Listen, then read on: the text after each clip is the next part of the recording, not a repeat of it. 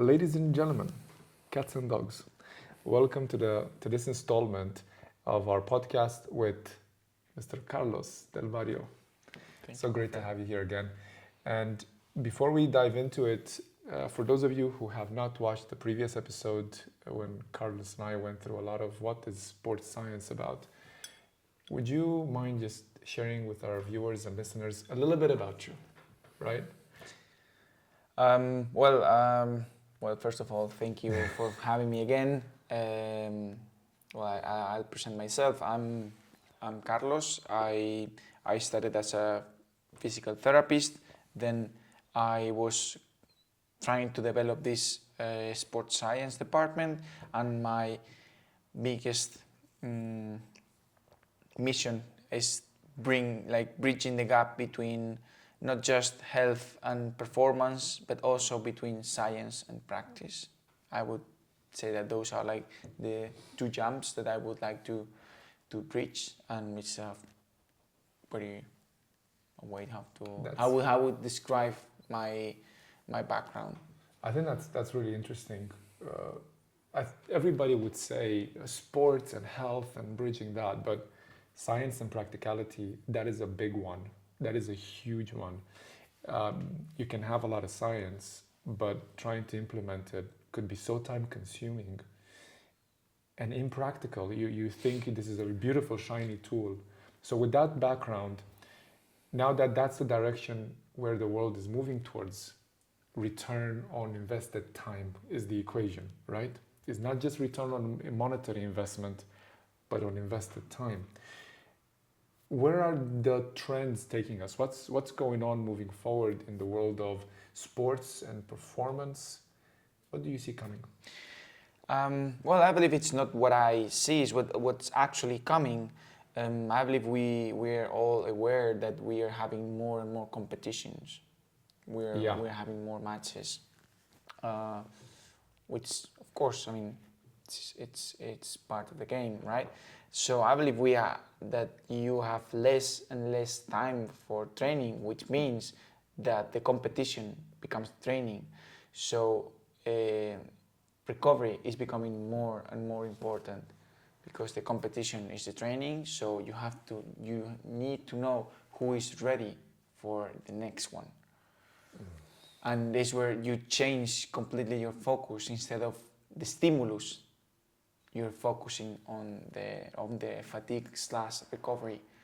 Is what I think it's coming. It's here. It's here. But we have to respond to that, because that's here. That's facts. Like the amount of matches that you have in any sport is increasing because the profit, of course, is in matches. That's obvious. But when you play, not when you train. Exactly. Is when you get the profit, right? Economic profit, I mean.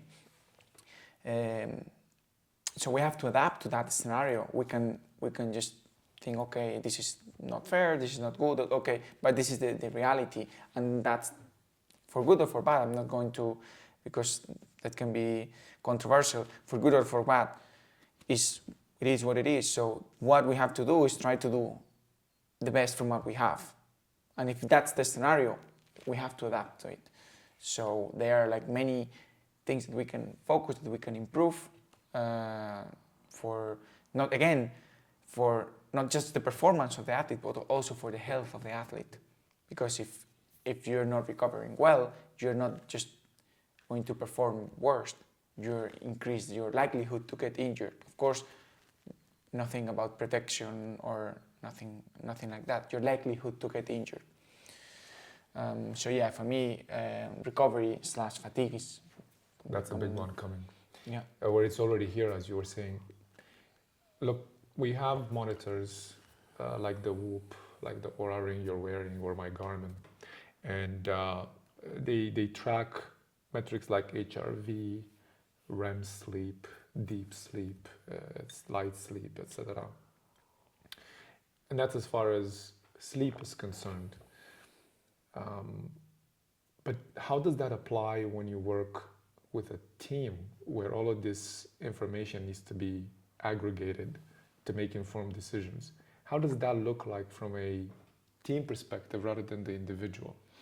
But that's the point, that I believe that in that perspective, in terms of recovery, the team is made by individuals, each of them with different necessities. So that's in recovery is something much more individualized, that in terms of performance. So what are those context variables that will determine what the individual needs versus somebody else?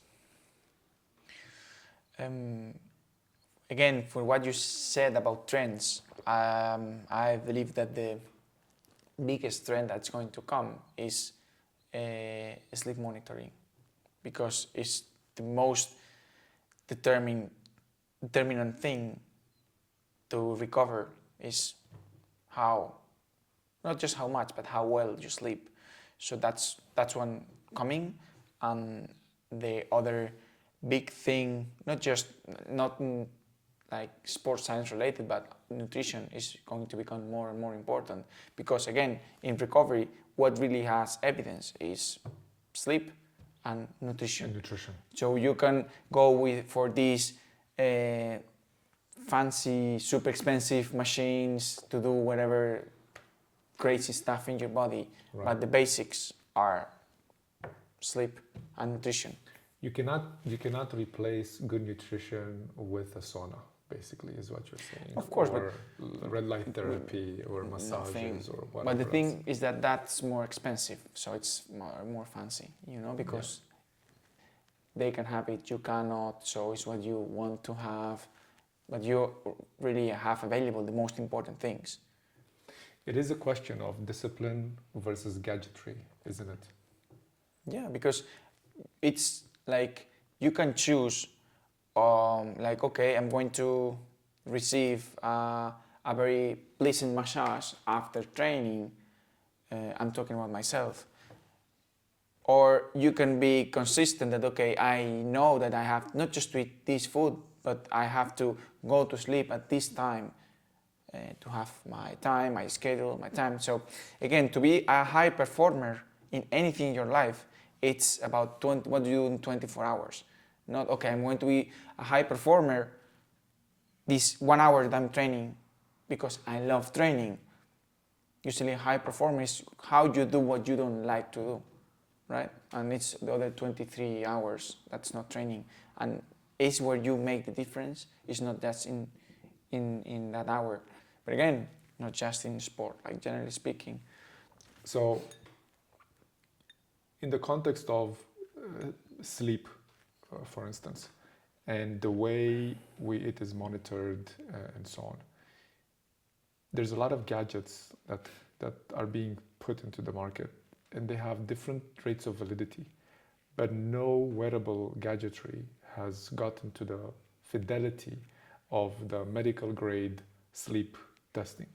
So though this is coming, I believe an article compared the various devices. Actually, the Oura Ring scored the highest, 60% comparison, if I'm not mistaken. I believe, not talking about like any brand specifically, the correlation between polysomnography and Oura Ring is very, very, very, very high. And that's why I spoke with them. I wanted to try it with me. And for me, it's impressive, the correlation, not with polysomnography, because I don't know, but with my wellness. What is polysomnography? Like how the gold standard for measuring sleep. Somnography, yeah, polysomnography, yeah. Okay. Interesting. So nutrition becomes also an individual variable. Do we see more sports nutritionists in collaboration with other professionals? Do we see them integrating into the practice? But I'm thinking that this is like super interesting what we are saying, because in the first episode we were talking about this teamwork. Yeah.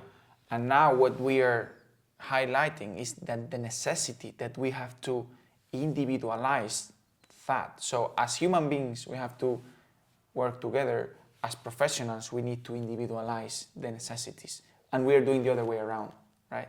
We are, as human beings, we are individualizing, but as in work, we are all doing the same.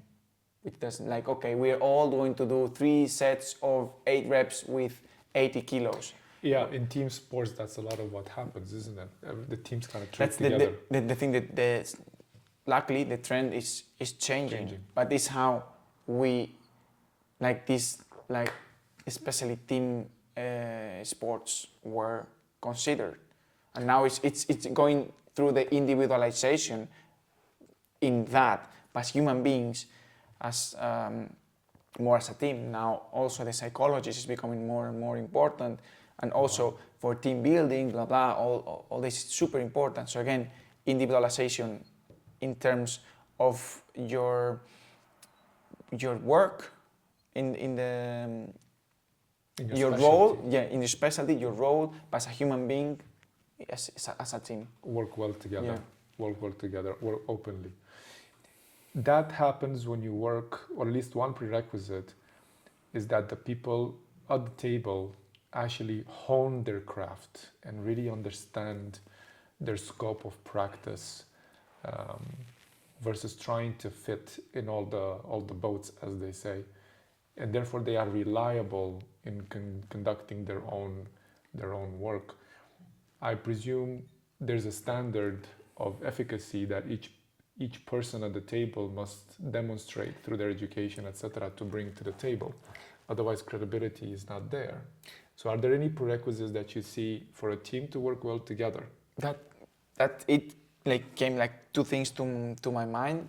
How do you evaluate a team? If I would have, I believe in the course we said that one of the best ways to score is player availability. It's one of the things that you have to know, because with that, the good and the bad thing is that you're not evaluating the medical service, you're not evaluating the strength and conditioning coaches, you're evaluating the whole team. For our viewers, could you explain what player availability is? Is from all the minutes that you had training during the session or training or matches, like how much time your players were available to train not or to play. Played, but they were available. They were not off the pitch because of an injury or whatever other reason. Exactly. With that, you can give a score to your team. The problem is when you have an ACL, for example, your play availability comes down. So you mix that with the number of injuries per exposure during the season. So those are the 2 big markers that you have. And again, it's a score for the whole. It's not for the medical service. It's also for the coach. Also for the strength conditioning. It's like even for the players, like how we behave, like all together. And I believe that's super important. And also what you said is another trend that's going to come is to be more and more cautious about creating the team around the team, because it's not about certifications, it's about human beings. So they are becoming very important, the figure of headhunters, that they can understand people and the needs and to create a team of people around the same idea. And that's going to be super important, because it's, I believe, like very special environments, so you need people that has a very special set of skills. And more, I'm not saying about force plates or about anything specific. As human beings, how you're going to cooperate in that environment. And I believe it's going to become a thing, like, okay, you, as for example, as a director of performance, one of the things is that you have to be a headhunter, to know people that can fix in here, not taking CVs, but actually meeting people and profiles. They can match the team you want to build with the same idea, right? And I believe it's going to come in terms of human resources. It's going to be huge in In the the coming years. upcoming years, for sure, because it's not about certifications. Nowadays, there are too many, easy to have, you pay, you do the exam. For me, that's a prerequisite that of course you need to have, but it's like a minimum. It's not something that should allow you to be a high performer. Somebody has a certification and they say, this way of working intrigues me, I want to learn more about it, I want to get involved. And how should they go about it? How should they go? Is it approaching others? Is it about working with their maybe mentors or universities and just voicing? Or is it going directly to the places where they want to work? For me, the best advice I could give anyone would be an intern. Put yourself in a situation where you're saying, even though I've got a certificate, I'm here to learn. I'm happy to just be around you guys and be exposed to the environment and contribute as best as I can, regardless of what comes my way. And if I happen to earn anything in the future, so be it. If not, I would love the chance. Is that a good way to frame it when coming in contact with an organization? Of course, like then usually it's not contacting with an organization, it's contacting with a person in the organization. In the organization, yes. That's the thing. And of course, there are organizations that are more open, others less. So that's the thing, like for one yes, you need 1,000 no, but like life is like that, right?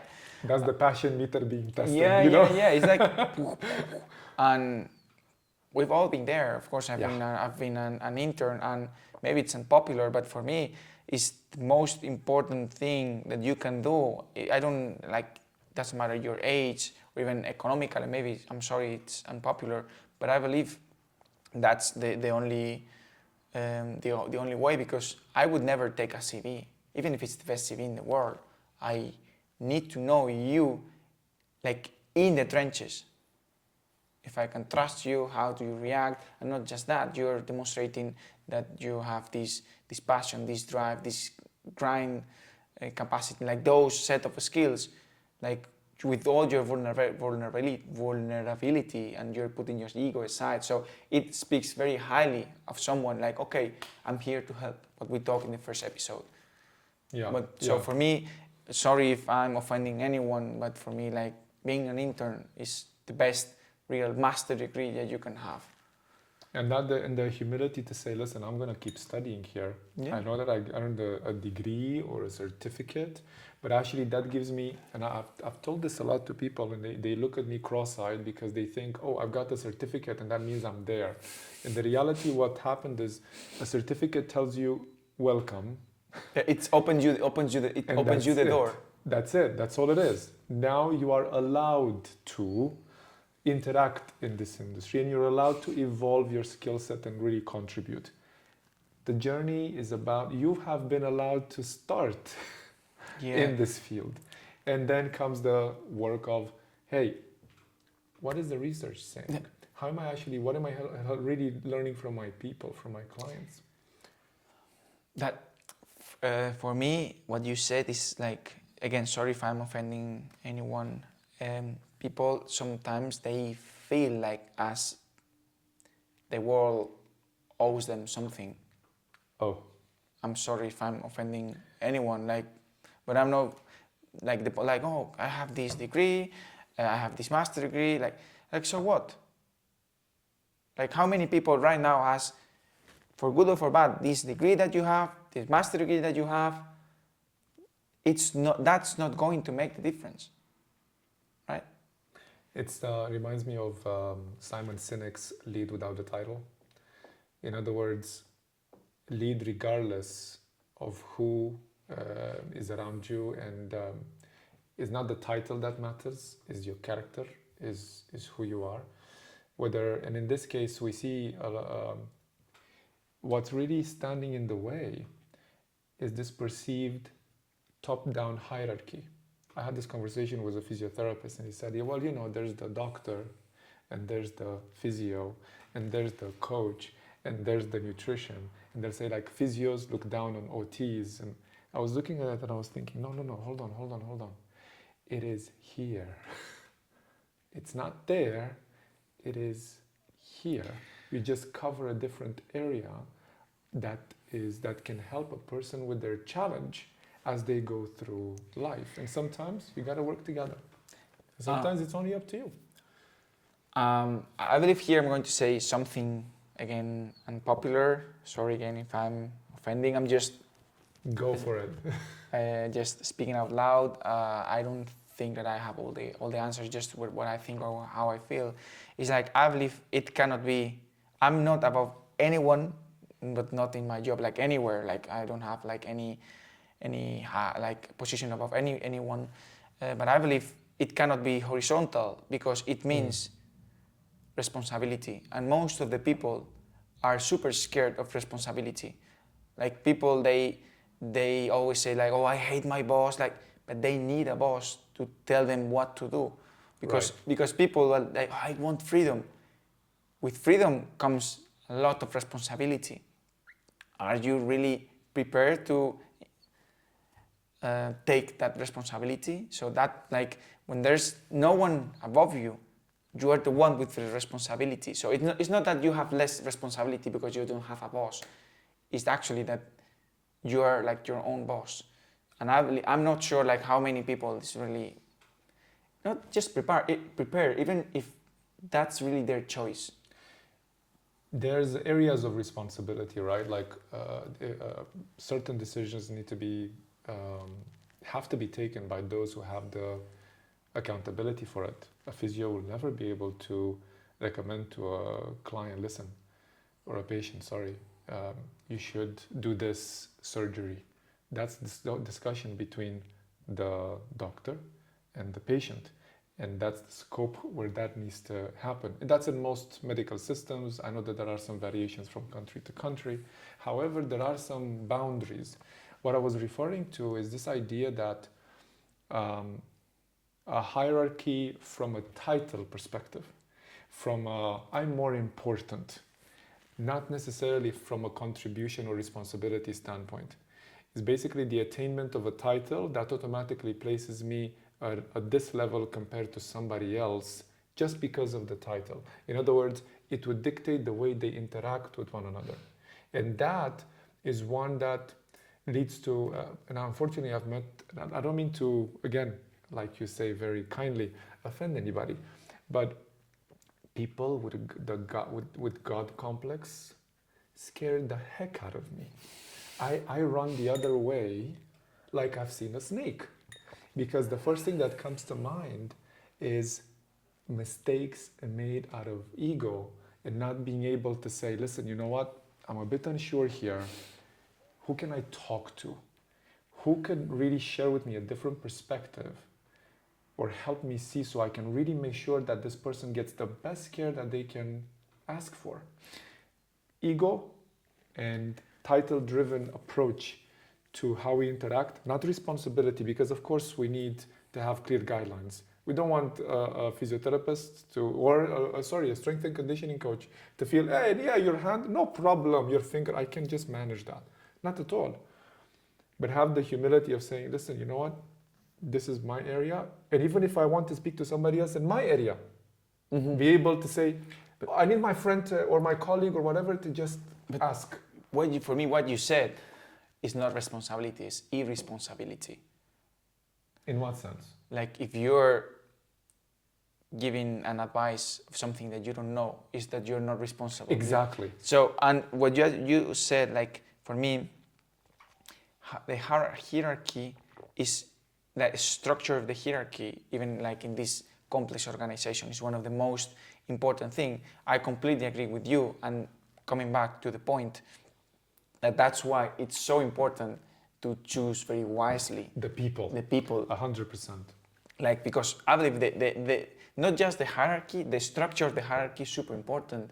100%. So you don't just have to know who you are taking, is where they're going to be placed. Yeah, because even like someone can be the best physio, but the worst head of the physio department. Right. And because you can be a great physio with these technical skills, but to be the head of, you need another soft skills that maybe a less qualified physio have. So usually the hierarchy for me shouldn't be in terms of how good is your technical work, the qualifications, but how well prepared you are for this set of skills that when you have to coordinate, you need to have. So it sounds like another side of the coin. So if we're looking at what's coming, quote unquote, is this refinement for collaboration, which cannot exist without soft skills, for which very few people get actually the training and the exposure to build. For me, what you actually said, for what's coming, if I would have to say in one word, would be leadership. Yeah. That's for me, that's the word. Like we were talking about hierarchy, but it comes with leadership, because when a leader is not based. When you see a leader, you can recognize him. Like it's not that okay. I have a certification that says that I'm a leader. There's nothing like that. There's no such thing. That's what I'm talking about. Like from all, for example, like strength and conditioning coaches. The best strength and conditioning coach doesn't have to be the head of the department. It has to be the leader that can be there. So that's for me kind of the word that maybe summarize all these set of skills that we are saying that are beyond the technical thing that you can learn in a certification in the university. There is a completely different set of skills that can help to build a hierarchy, in my opinion. That's what you're referring to there, and I really love the way you refined the conversation, because it gets us to the crux of the matter. And one of them is, regardless of how many technological advances we're going to have, It comes to the people. It comes back down to the people.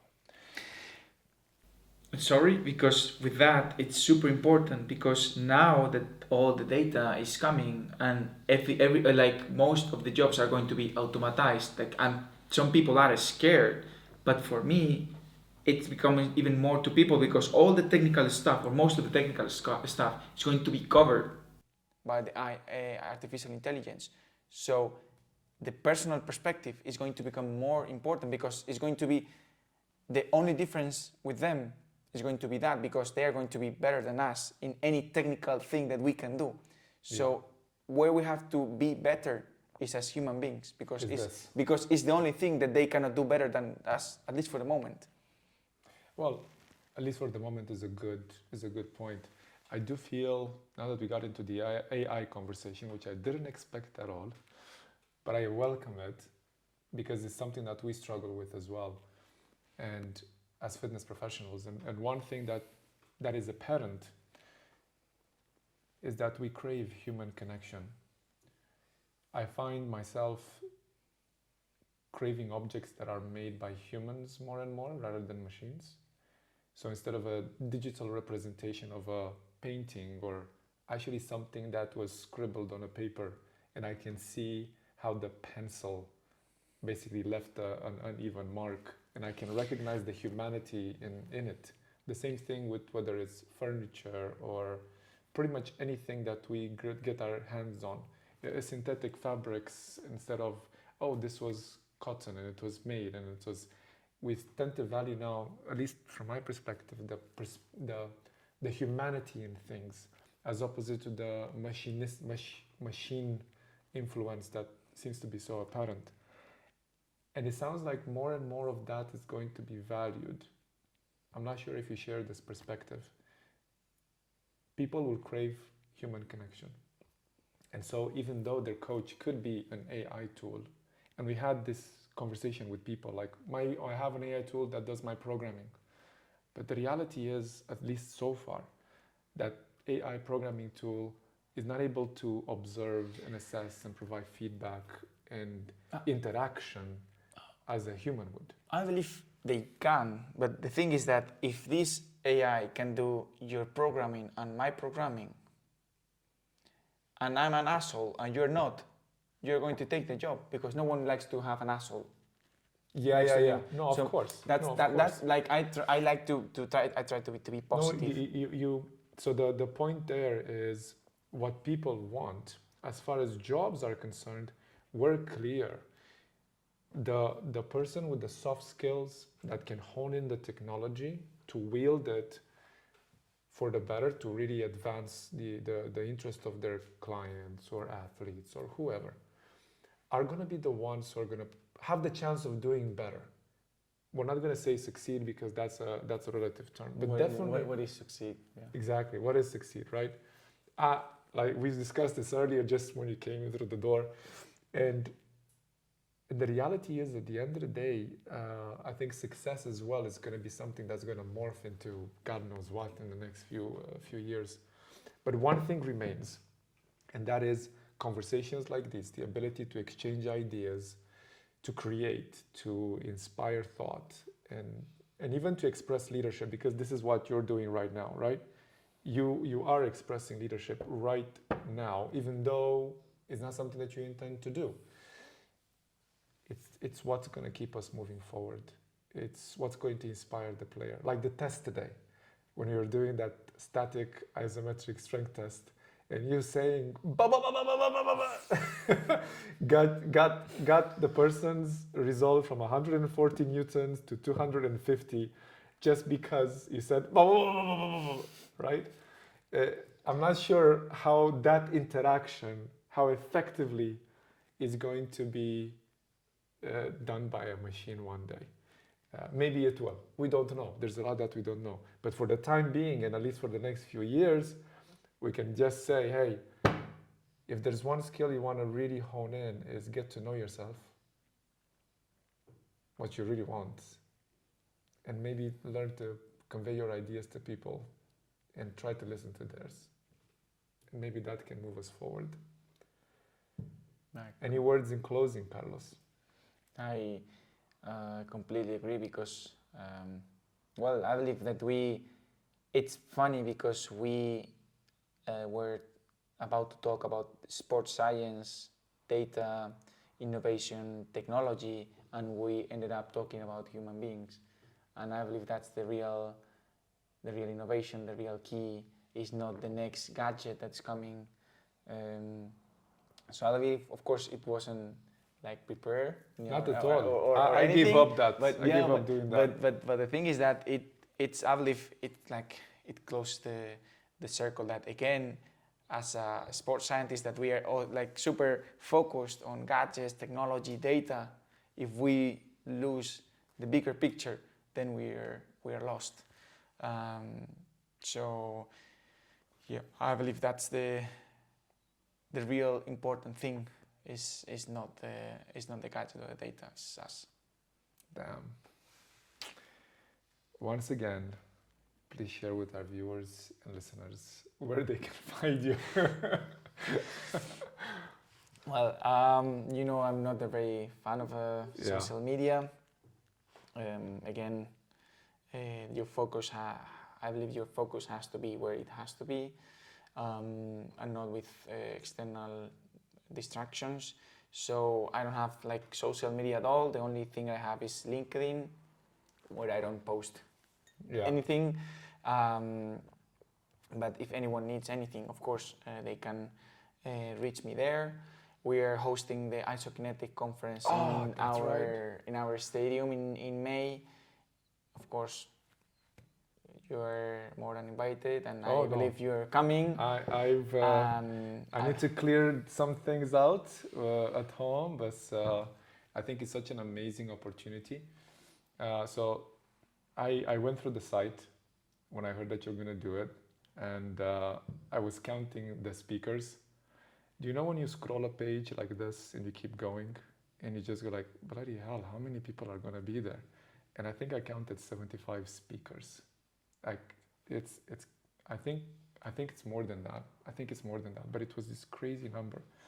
And this is where doctors, physiotherapists, researchers, coaches, people who are in sports every single day, pushing the boundaries, are going to come and exchange ideas for 3 days.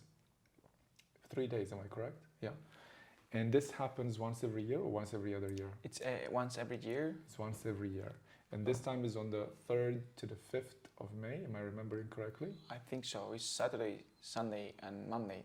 The first of The May. first week of May, Saturday, Sunday, Monday, and it's going to happen in Madrid. Oof. And of course, he'll be presenting at Isokinetic this year. Carlos, this has been absolutely amazing. Thank you so much for being kind with your time, your attention, your inspiration, and your passion. And looking forward to tomorrow's day 3. Tomorrow's day 3 of the course. We're going to have a blast with power and velocity. Looking forward to that. Thank you so much again, my friend, and looking forward to doing more together in the future. Thank you for having me and for all the listeners. And I hope that we met in our stadium in May. There are coming people from more than 80 countries. Oh, wow. So it's a great opportunity. So thank you again. My pleasure. All right, guys. See you in the next one.